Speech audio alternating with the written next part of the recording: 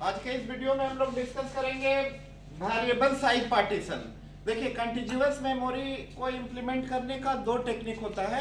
Number 1 fix size partition, number 2 variable size partition.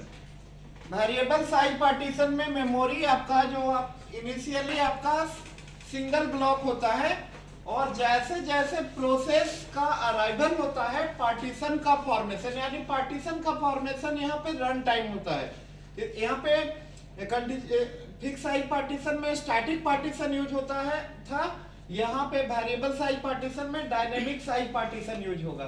For example देखिए, ये सब process है जिसके द्वारा रिक्वेस्ट मेड हुआ है। P1 50 KB, P2 400 KB, P3 350, P4 200 KB, P5 150, P6 20। इस तरीके से आपका प्रोसेस का अराइवल हुआ है और वैसे वैसे पार्टीशन बना है। जैसे P1 50 KB तो 50 का पार्टीशन बना पहला, P2 आपका 400 KB तो 400 का बना, P3 350। सर ब्लड आ रहा है ऑटोमेटिक। चलिए प्रोसेस के द्वारा रिक्वेस्ट मेड होता है, पार्टीशन का फॉर्मेशन होता है।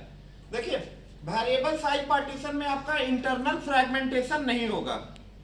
वेरिएबल साइज पार्टीशन में इंटरनल फ्रैगमेंटेशन नहीं होगा, बट आपका एक्सटर्नल फ्रैगमेंटेशन होगा यहाँ पे, क्योंकि एक्सटर्नल फ्रैगमेंटेशन का मेन कारण है कंटीन्यूअस मेमोरी एलोकेशन। और ये वेरिएबल साइज पार्टीशन भी आपका कंटीन्यूअस मेमोरी एलोकेशन का ही टेक्निक है। तो जैसे देखिए, यहाँ पे कुछ मोमेंट ऑफ टाइम में P1 एंड P7 यहाँ पे कट किए हैं इस फिगर में कि अपना एग्जीक्यूशन क्या करेगा, कंप्लीट करेगा P1 एंड P7। तो जो स्पेस ऑक्यूपाई किया हुआ है P1 50 KB and P7 70 KB, ये स्पेस आपका क्या होगा, फ्री होगा। क्योंकि बताए थे आपको फंक्शनलिटी में space allocation and D allocation for the process, ये आपका मेमोरी मैनेजमेंट कंपोनेंट का मेन फंक्शन होता है। तो टोटल आपका फ्री स्पेस हमारा बन जा रहा है 120 KB, 120 50 प्लस 70 120। बट एक प्रोसेस आ रहा है, न्यू प्रोसेस का अराइवल हुआ है P9 को 100 KB स्पेस चाहिए, बट 100 KB स्पेस हम लोग एकोमोडेट नहीं कर सकते हैं, इसलिए यहाँ पे लिखे हैं external fragmentation. Variable size partition में एक्सटर्नल फ्रैगमेंटेशन होगा। टोटल स्पेस कितना है 50 प्लस 70 120। स्पेस कितना चाहिए 100 KB, बट स्पेस एलोकेशन नहीं कर पा रहे हैं हम लोग ड्यू टू कंटीन्यूअस पॉलिसी। हाँ, फिर देखिए, एक प्रोसेस है P10, तो P10 को चाहिए 30 KB। P10 को कितना चाहिए 30 KB।